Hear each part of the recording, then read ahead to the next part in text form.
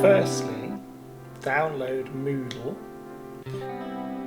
Now you may have to input a website, which is https://moodle.howcollege.ac.uk, and that takes you to our actual online mobile website.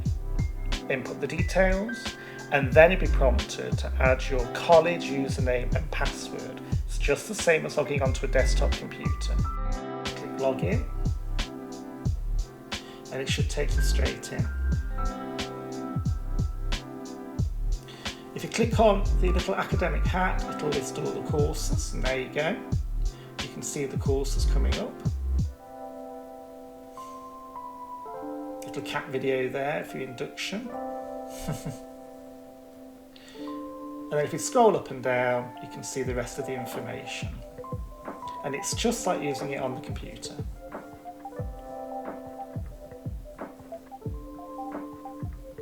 These are your badges. You can see there's icons at the bottom. Best way to learn what they mean is to just click on them and have a play.